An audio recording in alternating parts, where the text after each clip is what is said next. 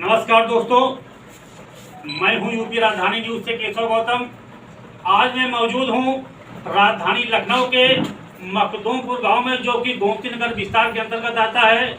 जैसा कि हमको जानकारी मिली, पिछले 5 अगस्त को राम प्रसाद रावत जी के घर पर कुछ लोगों ने अचानक 10:30 बजे रात धावा बोल दिया और जैसा कि हमें जानकारी मिली, इन लोगों को बुरी तरीके से मारा पीटा, काफ़ी चोटें आई, जो कि माना सन्न स्थिति में ये लोग हो गए।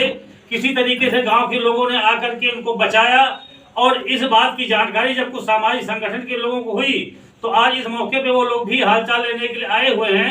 हमारे बीच में मौजूद हैं श्री रमाशंकर भीम एडवोकेट जी। आइए हम जानकारी करना चाहेंगे कि इस इतनी बड़ी गंभीर घटना के ऊपर आपका क्या कहना है। सर, इस यूपी राजधानी न्यूज में आपका स्वागत है। देखिए, हम लोगों को जब जानकारी हुई है तो कल हमने एक पोस्ट डाली थी पासी समाज एका मोर्चा की तरफ से, क्योंकि पीड़ित परिवार पासी समाज से संबंधित है और हमलावर लोधी जात के लोग हैं, दबंग लोग हैं, गैर अनुसूचित जात के लोग हैं। इन लोगों पर जब हमला किया गया तो उसके बाद में इनके परिवार से ही जो FIR दर्ज कराई गई, जितनी जानकारी मिली, जो आप देख पा रहे हैं कि मालती और राम प्रसाद, ये दोनों लोग तो काफ़ी गंभीर हालत में थे। तो परिवार के ही किसी सदस्य ने FIR लिखाई। FIR धारा 395 और 2 SC/ST एक्ट में लिखी गई।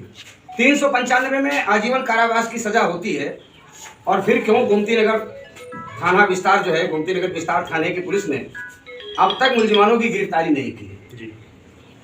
हमें ये लग रहा है कि अपराधियों से उनकी साठगांठ हो गई है और वो 395 हटा देना चाहते हैं। सबसे गंभीर बात तो ये है कि घर में घुस के लूटपाट की गई है, मारा पीटा गया है, जानलेवा हमला किया गया है, लेकिन पुलिस ने सिर्फ 395 लिखा है, ना 147 लिखा, ना 452 लिखा, ना 307 लिखा, ना 308 लिखा। और 395 को हटाएंगे तो कहाँ ले जाएंगे। जैसा मैंने देखा जिस तरह से मेरे पास फोटोग्राफ्स आए हैं, तो मुझे लगा कि मालती के सर में जो चोट है, वो जो घाव था, वो जानलेवा घाव है और 307 इसमें हर कीमत पे लगना चाहिए था और अभियुक्तों की गिरफ्तारी हो जानी चाहिए थी। हमारे साथ जब हमने पोस्ट डाला तो पासी समाज एका मोर्चा के संरक्षक राम प्रसाद रावत जी आना चाहते थे यहाँ पर, जो पासी जागृत मंडल उत्तर प्रदेश के अध्यक्ष हैं। मेरी सीट पे देर से आए। मैंने 2:30 बजे को कहा था, मैं क्योंकि अपने समय का पाबंद रहता हूँ, जो समय देता हूँ उस समय मैं हर कीमत पे पहुँच जाता हूँ। आनंद रावत जी, जो कि राष्ट्रीय कल्याण मंच के अध्यक्ष हैं और पासी समाज एका मोर्चा के महामंत्री हैं, उनके परिवार में अचानक डेथ हो गई, तो उन्होंने कहा कि सर आप जाइए और जो आप निर्णय लेंगे उस पर हम लोग काम करेंगे। डॉक्टर अम्बेडकर पासी कल्याण समिति के अध्यक्ष RD निर्मोही जी, उनके यहाँ भी कैजुअलिटी हो गई, उनकी बहू की तबीयत गड़बड़ हो गई, कुछ आवश्यक कार्य पड़ गया तो दवा लेके उनको जाना था, वो भी नहीं आ पाए। डॉक्टर अम्बेडकर जनसेवा समिति, डॉक्टर भीमराव अम्बेडकर जनसेवा समिति के अध्यक्ष विश्राम राज पासी जी अस्वस्थ चल रहे हैं, 4 दिन से बुखार से पीड़ित हैं। उन्होंने कहा कि आप चलिए सर, जो भी निर्णय होगा हम उसमें साथ में रहेंगे। और पासी समाज एका मोर्चा, जिसमें कम से कम 25 सामाजिक संगठन के लोग हैं, अभी उस मोर्चे से ही हमारे साथ में उत्तर प्रदेशी पासी जागृत मंडल के संगठन मंत्री बसंत लाल रावत जी आए हुए हैं। सामाजिक न्याय महासभा की तरफ से कैलाश चंद्र भीम जी पधारे हुए हैं। श्रमिक चेतना मंच की तरफ से डॉक्टर रामफेर न्याला जी मौजूद हैं। अब हम परिवार से जानना चाहेंगे, परिवार से मिलने आए हैं, तो हम परिवार से जरा सा बात करेंगे। ठीक है, अपनी चोट दिखाइए, माफ कीजिए, अपनी चोट दिखाइए। कौन लोग थे जो लोग मारने के लिए आए थे?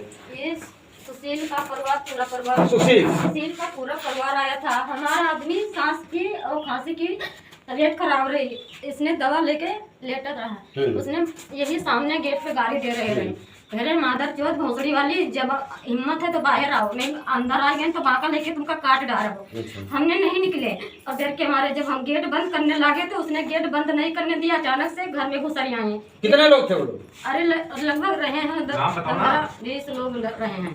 15-20 लोग थे। हाँ, और इधर भी आदमी खड़े रहे हैं, मगर इधर के लोग का हम नहीं देख पाए, सिर्फ यहाँ बैठे थे, इसी लोग के मैंने देख पाए। अच्छा। जब उन लोगों घर ही पे मतलब ये इधर भी दरवाजा है आपका, उधर भी दरवाजा है, तो दोनों दरवाजा घेरे हुए दोनों तरफ से आए। इन लोग हमका अंदर बाहर भागने भी नहीं दिया इन लोगों ने। या रंजिश क्या मामला क्या है, काहे का मामला क्या, यही जमीन के लिए है। कह रहे हैं हम जमीन लेके छोड़ो, तुम पासी लोग तुम हमारा क्या कर सकत हो। और यही छीने सबने सब लोगन का मारे हैं, किसी तरह से आवाज उठाने नहीं दिया। अच्छा ये बताइए, जब आप जेल में, जब आप अस्पताल में थी तो कोई बयान लेने के यहाँ से गया था? किसी ने नहीं बयान लेने गया है भैया, वहाँ पे किसी नहीं गया बयान लेने कि तुम कहाँ पे हो, मर गए हो कि जिंदा हो, कोई भी नहीं गया है वहाँ। पहले कहाँ भर्ती रही आप? पहले तो यहाँ क्या बोलते हैं, चिन्हट की तरफ। अच्छा, कोई सरकारी अस्पताल में भर्ती रखा? क्या दिन रखा? वहाँ सिर्फ 2 दिन वहाँ भर्ती नहीं किया गया, वहाँ से ट्रांसफर कर दिया गया कि मतलब लहिया तरफ लाए गए। हाँ। वहाँ लहिया तरफ नहीं करा तो फिर यहाँ इमरजेंसी में हम 3 दिन भर्ती रहे हैं। कहाँ पे? इमरजेंसी में, मेडिकल कॉलेज में। उसके बाद वहाँ कोई नहीं गया।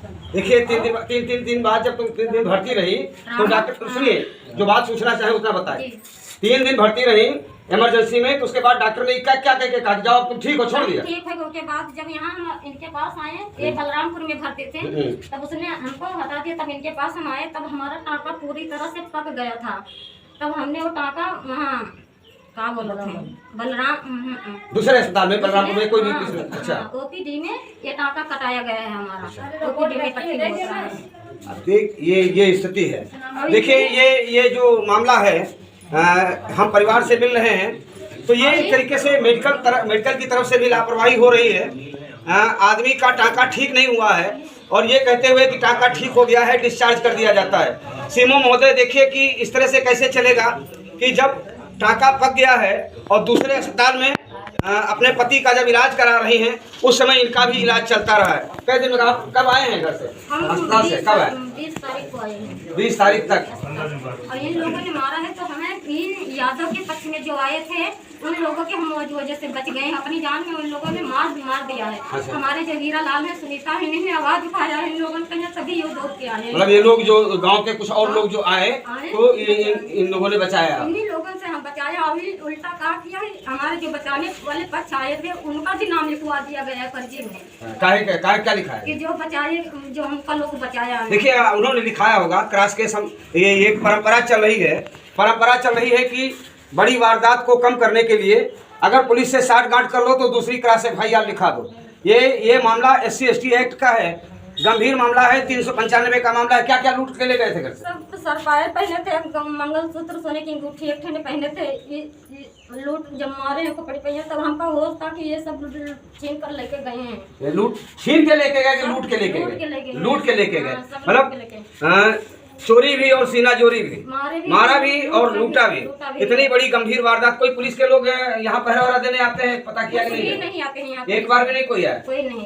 देखिए ये गंभीर मामला है। अब मैं अपने साथियों के साथ मिलके निश्चित रूप से बातचीत करूंगा और ये मुद्दा छोटा मुद्दा नहीं है। ये उत्तर प्रदेश के लेवल पे हर जिले में इस तरह की वारदात होती है, हर जिले में इस तरह की घटनाएं होती हैं। सबसे दुखद बात तो ये है कि अनुसूचित जात अनुसूचित जनजाति आयोग जो 4 कदम की दूरी पे है, उनके संज्ञान में भी ये बात नहीं आती। और सबसे इससे ज़्यादा दुखद बात यह है कि मीडिया भी इस तरह के समाचारों को छापता नहीं है।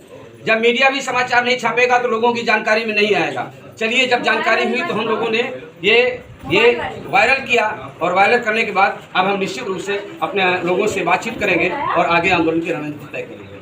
जैसा कि हमको जानकारी मिली थी कि एक बच्चे उस घटना का वीडियो बना रहा था, मोबाइल भी छीन लेके, घटना सत्य है? मोबाइल छीन ले गए सर। वो अगर मोबाइल चलाया जाए तो वहाँ लड़का वीडियो थोड़ी बहुत बना चुका है, उसमें मोबाइल भी छीन लिया है हमारे बच्चे।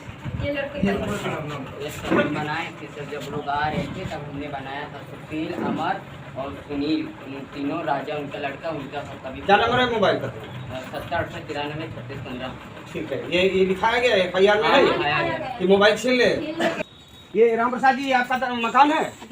आप बोलिए, आई आपका मकान है? ये कब का बना हुआ है? कैसा साल हो गया? लगभग कितने दिन हुए होंगे? 30-40 साल हो गया। ये नल कब से लगा हुआ है? 25 साल से नल लगा हुआ है। और ये जो सुशील लोधी वगैरह है, उनका मकान कहाँ है? यहाँ अगल बगल कोई मकान है? इनका मकान नहीं। मैं देख पा रहा हूँ, मैं अपने जो पासी समाज एका मोर्चा की तरफ से यहाँ पर उस ज़मीन पे खड़ा हूँ जिसको कहा जाता है कि ये जिसका विवाद है, ये राम प्रसाद जी का मकान है। तो मैं चूँकि पेशे से वकील हूँ और धारा 9 उत्तर प्रदेश ज़मींदारी विनाश अधिनियम कहता है कि मकान के सामने का सहन मकान मालिक का होता है। और ये जो सुशील वगैरह जो दबंग लोग हैं, जो गुंडा लोग हैं, जिन लोगों ने इस पीड़ित परिवार के साथ इतनी बड़ी गंभीर वारदात की है, उनका यहाँ पर कोई अकान मकान नहीं है, आजू बाजू में कोई मकान नहीं है। प्रॉपर्टी डीलिंग करना और ज़मीन हड़पना ये अलग चीज़ हो जाती है। मैं उत्तर प्रदेश सरकार के मुख्यमंत्री जी को और पुलिस कमिश्नर लखनऊ को, जिलाधिकारी महोदय लखनऊ को, ये सभी संबंधित अधिकारियों को, सामाजिक संगठनों का जो पासी समाज एका मोर्चा है जिसमें 25 संगठन है आज की तारीख में काम कर रहे हैं, उनकी तरफ से हम चेतावनी देते हैं, मांग करते हैं कि ये जो नामजद अपराधी हैं जिनके ऊपर 395 लगा है, लूट हुई है, और मैंने देखा है पीड़ित परिवार के साथ मिलकर मैंने महसूस किया कि लूट कारित की गई है। अगर इसको प्रॉपर्टी की रंजिश में तब्दील करके 395 हटाना भी चाहोगे तो भी 307 का अपराध है, वाइटल पार्ट पर चोट लगी हुई है। मालती जी ये चोट है, ये चोट है, ये मैं देख पा रहा हूँ, ये पहले का घाव है और ये वाइटल पार्ट पे चोट है। तो ये 307 का भी गंभीर अपराध बनता है। हमारी चेतावनी है, हमारी मांग है कि 1 सप्ताह के अंदर आप गिरफ्तार करिए, इन अपराधियों को जेल भेजिए, वरना पासी समाज एका मोर्चा के लोग, डीजीपी महोदय आपका कार्यालय बहुत नज़दीक में है, हम फिर आप ही के यहाँ कूच करेंगे और इंदिरा नगर भी बहुत दूर नहीं है। पूरे परिवार के साथ हम अनुसूचित जाति जनजाति आयोग के कार्यालय का भी घेराव करेंगे और पीड़ित परिवार को न्याय दिलाने का काम करेंगे। धन्यवाद।